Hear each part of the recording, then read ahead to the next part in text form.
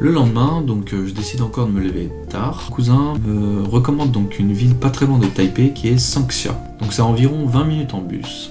Donc je prends le bus qui se trouve à environ 5 minutes à pied de chez mon cousin, qui avait pas trop de monde dans le bus, donc après 20 minutes j'arrive dans la ville, et en fait il y a un temple, et il y a aussi une rue qui s'appelle Old Street. C'est une rue où c'est un peu traditionnelle, donc comme je l'explique dans ma vidéo, ça fait un peu façon Cuba. Durant cette petite balade dans la rue et puis visite de temple, je me suis pris un petit lemon check qui coûte seulement 35 $ taïwanais, pas cher du tout, et ça faisait du bien de boire un petit truc durant cette petite balade. Je visite le temple également, donc je finis ma petite boisson, je visite le temple. Donc le temple est un peu en construction, donc c'est un peu dommage. Mais bon, après, je me dis, c'est normal, il faut rénover, etc.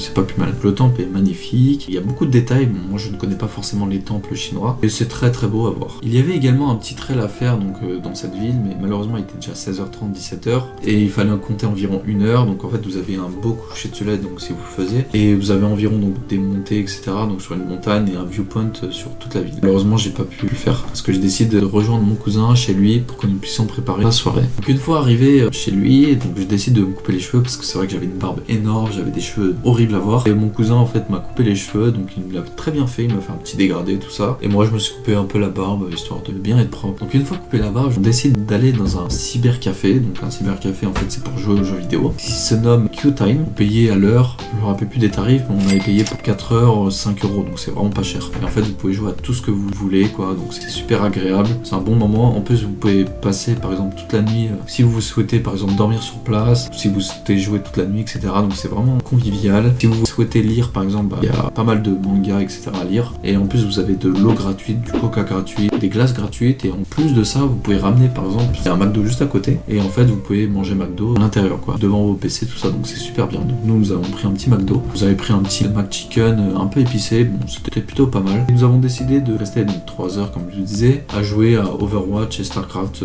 Moi ça faisait 2 mois que j'avais pas joué, donc ça faisait un petit peu plaisir de jouer le temps d'une soirée. Le petit bémol, c'est vrai qu'il faut parler chinois. Moi je ne parle pas chinois, heureusement que mon cousin parle chinois, donc il a expliqué un peu à la dame qu'est-ce qu'on voulait, qu'est-ce qu'on souhaitait, etc. Et surtout pour jouer aux jeux vidéo, va comprendre le chinois quoi.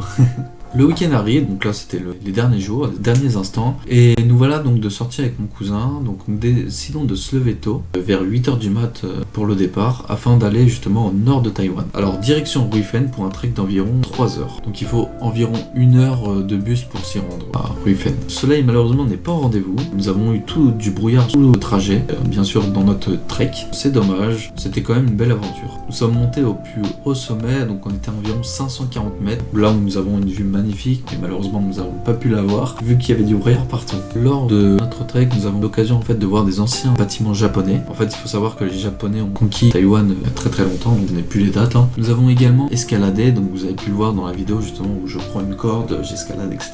Nous avons mangé tout en haut du sommet, donc nous avons pris des sandwichs à emporter au 7-Eleven. Donc d'ailleurs c'est une très bonne franchise. Le 7-Eleven en fait c'est vraiment une épicerie ouverte H24 où vous pouvez manger vraiment de tout et de rien. Il y a vraiment tout. Et une fois notre trek fini, d'environ 1 heure, 1 heure et demie, nous décidons d'aller dans la rue Old Street Ruifen. C'est là où il y a pas mal de souvenirs à acheter, donc pour vraiment touristique et pas mal de street food. Donc c'est là où vous pouvez trouver aussi des spécialités de la montagne, donc de Ruifen. Et moi j'ai eu l'occasion de tester une viande un peu gélatineuse. Comme vous avez pu le constater, c'est vraiment pas appétissant à voir. Et au final, franchement c'est une expérience à faire, c'est spécial, mais c'est bon. Alors petite histoire, connaissez-vous l'anime Voyage de Chihiro? En fait c'est dans ce village où ils ont tourné le film Le Voyage de Chihiro, enfin une scène du Voyage de Chihiro. Donc il y a pas mal de souvenirs qui font référence à cet anime. Donc, je vous mets une petite image pour mieux comprendre de quoi je parle.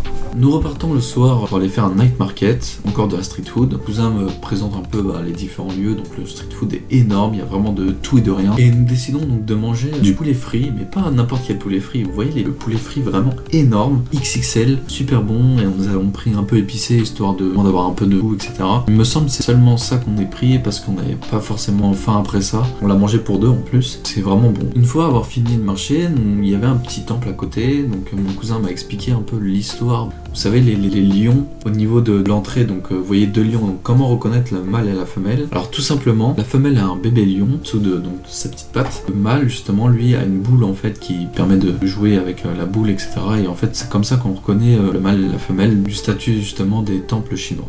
Dernier jour pour profiter de Taïwan, car demain en fait je reprends le vol direction le Vietnam, donc Ho Chi Minh. Nous nous rendons dans un endroit où ils proposent en fait des hot springs, donc c'est à Bay Thu. Je vous mets un petit plan de où se trouve Bay Thu. Nous avons pu faire le tour des différents hot springs en fait qui proposent par exemple des hot springs privés, etc. Donc un hot spring, pour vous résumer, c'est des thermes naturels, eau chauffée naturellement, etc. C'est super agréable, ça permet en fait une meilleure circulation du sang, etc. Et donc je recommande si vous allez à Taïwan ou au Japon d'ailleurs, je pense qu'il y en a pas mal au Japon. La petite particularité à Taïwan, c'est que nous sommes obligés d'avoir un maillot de bain. Alors qu'au Japon, il y a pas mal de centres où ils proposent justement sans maillot de bain. Voilà, c'est vraiment différent de Taïwan. Donc, en termes de prix, nous avons différents prix. Donc les privés, c'est 1100 $ taïwanais, alors que celui qu'on a fait, c'est 35 $ taïwanais. Donc c'est vraiment différent, quoi. C'est vraiment pas cher, mais la différence, c'est que voilà, le mix, il y a vraiment pas mal de monde et c'est sur un créneau horaire peut-être de 16h jusqu'à 17h30. Donc 1h30, c'est largement suffisant. Avant d'avoir fait le hot spring, nous sommes partis dans un endroit où il y avait une therme naturelle où c'était chauffé vraiment à 80 degrés.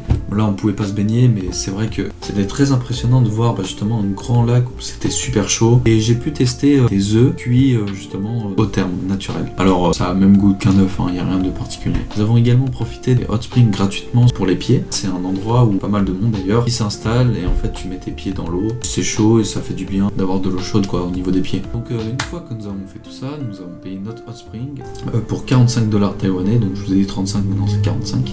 Et en fait il y a différents bassins. Donc il y a un bassin où il fait 7 degrés. Quand vous vous posez dans un hot spring, donc où l'eau est à plus de 37 degrés, vous pouvez faire des allers-retours. C'est bien aussi de reprendre de la fraîcheur. Alors il y a donc ce bassin à 7 degrés, le bassin à 37 degrés, un à 40 et un à 45. Alors bien sûr, en fonction du degré de la température de l'eau, c'est pas forcément le même pH. Plus le degré d'eau est élevé, plus forcément le pH est élevé et plus c'est acide. Donc c'est vrai que par exemple pour le bassin de 45 minutes, on est resté seulement 5 minutes parce qu'il fait super chaud et ça pique vraiment au niveau des yeux. C'est la différence en fait en fonction des bassins. Et forcément nous sommes restés au 40 degrés qui est plutôt agréable à être dedans quoi. Ensuite nous rentrons donc aux alentours de 17h30, 18h le soir qui me fasse découvrir la nourriture taïwanaise et nous sommes partis à la fameuse fondue taïwanaise. Donc fondue taïwanaise, c'est en fait les hot pots.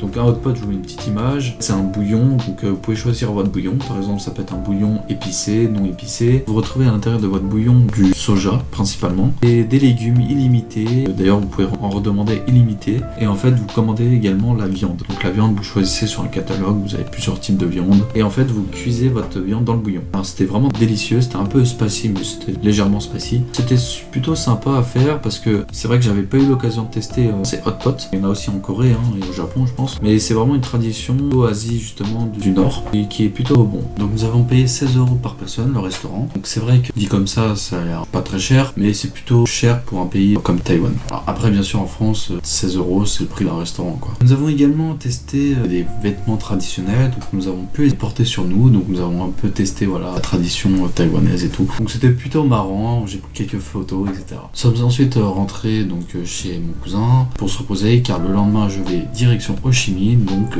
je dois quitter Taïwan. Alors en conclusion, donc j'ai adoré Taïwan pour mon petit séjour. On se sent vraiment en sécurité en termes de sécurité. Si vous souhaitez tester de la street food, je recommande ce pays, comme Thaïlande bien sûr. Mais c'est vrai qu'il y a une grosse diversité, pas mal de choses à faire, telles que des treks, de la street food à tester, des monuments à tester, enfin vraiment une grosse diversité en termes d'activités. Clairement par exemple c'est comme au Japon, vous pouvez laisser votre téléphone par terre, personne ne touchera, ou alors quelqu'un te ramènera à la police quoi. Personne va voler vraiment comme dans certains pays, comme en France également, tu vois. Tu peux te faire voler ton téléphone n'importe où. En termes de rapport qualité-prix, je trouve vraiment un pays où c'est pas très cher, c'est très bonne qualité en général, en termes de hôtel par exemple, ou alors de nourriture. Et donc pour moi, je considère Taïwan comme le Japon 2.0. J'espère que vous avez apprécié cette vidéo sur mon voyage détaillé de Taïwan. Alors n'hésitez pas à lâcher un commentaire, un pouce bleu. N'hésitez pas également de s'abonner sur ma chaîne YouTube si ce n'est déjà fait bien sûr. Également sur les réseaux sociaux, donc Twitter, Snapchat, Instagram et Twitch. Et surtout n'oubliez pas,